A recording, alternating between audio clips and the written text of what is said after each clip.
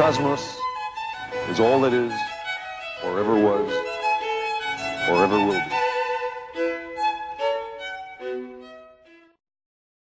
Sugar, spice, and everything nice. These were the ingredients chosen to create the perfect little girl. But Professor Utonium accidentally added an extra ingredient to the concoction, Chemical X. Thus, the Powerpuff Girls were born!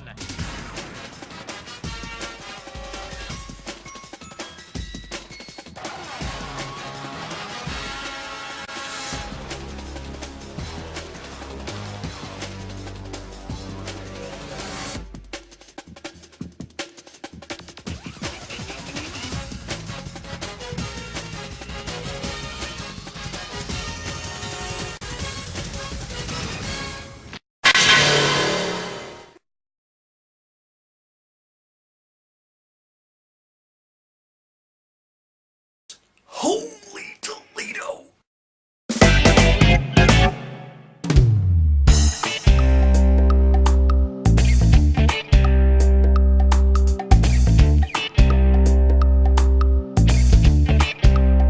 Peter looks like a piece of cancer.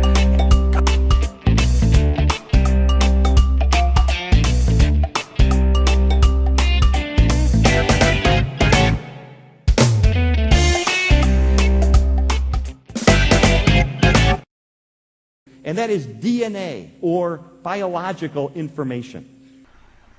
No, Lee. Unless it's clear that you're trying to make an analogy, or something of that kind, it's completely and utterly dishonest to refer to DNA as information. In fact, scientists, I'm sure you read about this not long ago, finished mapping the human genome. And it was very interesting. The human genome is the blueprint inside every cell that explains how to build all the proteins in your body. Blueprint explains how. It's almost as if you think you're talking to children and not scientists who want to hear about the proof of creation. Almost like you're talking to people who presuppose that you're right and only want to hear your nonsense. I would consider this a bit of an ad hominem attack, but isn't this a confession that you aren't actually trying to prove anything? You're just trying to make more money and get more people to buy Case for Christ, Case for a Creator. Come on, Lee.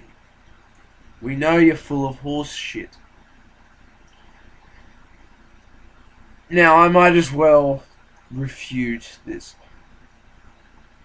DNA does not explain anything. It cannot talk. It is a molecule. It is not a blueprint. It could be considered a code, but it's more like a list of materials that the ribosome can translate and put together a protein using it. But even then, I don't like that. I'd rather just explain exactly how transcription works. But if you want to use an analogy, that's the one you use. Well, I guess you could simplify it a little bit and I'd still be happy. But don't say it explains how to build the proteins. There are no instructions in DNA. There's no defined processes. What the fuck?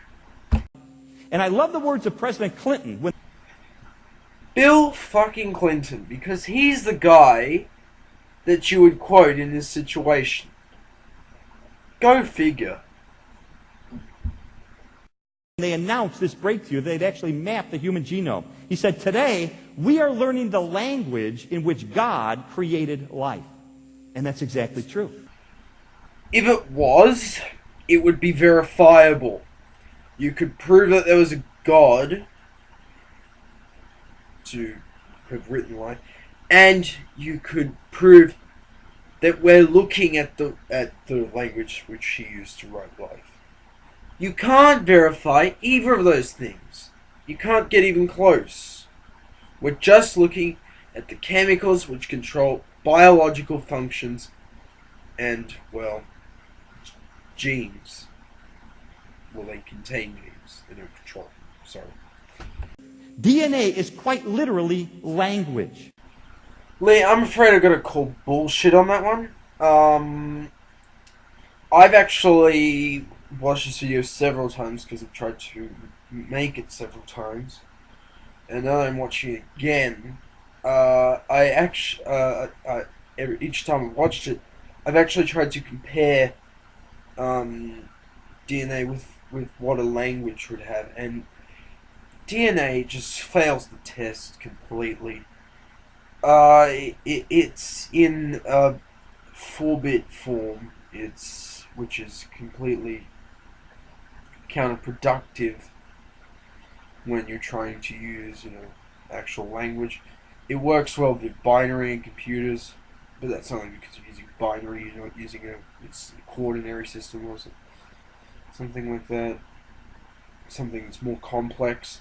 If it was quaternary, it'd still probably need more bits. And DNA, you can't write DNA. You have to store it in a molecule which oxidizes it. It's terrible. It's not a language.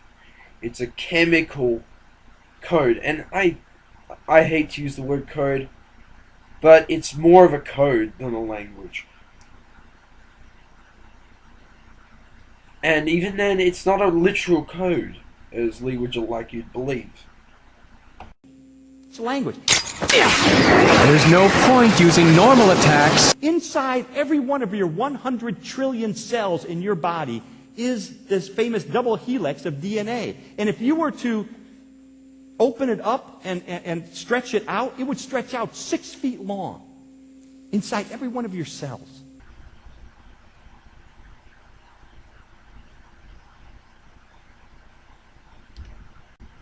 Hey, you stupid evolutionist! If it's 6 feet long, God must have done it. Jesus must have done this.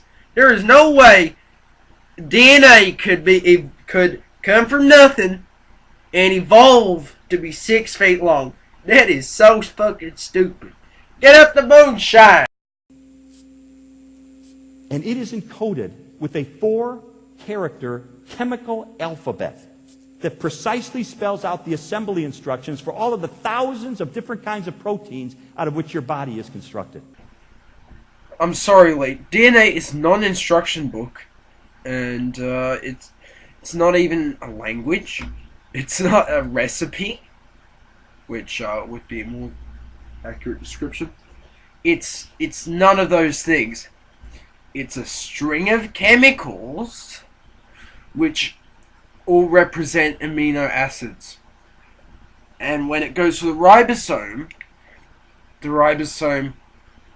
hooks that on to an amino acid, and that forms an amino acid string, which just rolls up indiscriminately into a protein. It always forms that protein if it's the right amino acid combination. Lee Strobel's suggestion that it actually, has a discussion with the ribosome on how to build this protein. The ribosome says, alright, let's do it. And then starts building a protein. That is complete fucking nonsense and sounds like a biblical fable. In fact, DNA is the most efficient information storage system in the universe. Oh my God, who the hell cares? Our science cannot come anywhere near replicating the ability of DNA to contain information. I'll give you an example. This will blow your mind. Picture a teaspoon of peanut butter. You know what that looks like? A teaspoon of peanut. Now imagine that's not peanut butter. Imagine that is pure DNA. How much genetic information could that teaspoon of DNA hold? None. Just 1 teaspoon of DNA could hold all of the precise assembly instructions for all of the proteins of every one of the 1,000 million species of animals that have ever existed on the planet, and still have information left over for all of the information in every book ever written. Here's why. Well, for one, DNA oxidizes when it's outside the cell. So your teaspoon would just degrade into abundances of organic molecules and become useless. But the second reason, even if you could hold genetic information in that teaspoon, you still wouldn't be able to hold that much. That is a complete fucking lie. Because the DNA for an organism is held inside one cell. So for every organism ever, you'd need enough space for at least one cell from every kind of organism that exists. So what would happen? Well, just animals. No, actually, just mammals. Or if I'm a little bit off, just animals. We'll see. That would, your teaspoon would be overflowing if we just did the animal kingdom, or in my opinion, we did the mammalian order. It would be overflowing, and if we did every organism ever, you'd need a really big bathtub. No, maybe a swimming pool. If we want to do every organism that ever existed, you'd probably need like 100 swimming pools.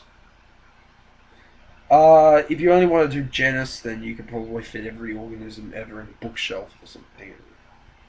Certainly not a teaspoon. And then you've got every book ever written. So even if DNA could be written in a form that could be translated to, that could be read as any language that exists and then translated to English, or just written in English, which both are impossible as far as I know,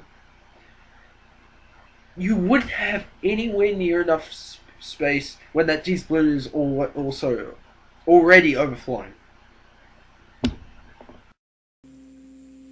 That is how efficient DNA is in storing information. It's absolutely That is how efficient DNA is in storing information. It's absolutely mind-boggling. I hope that was sarcasm.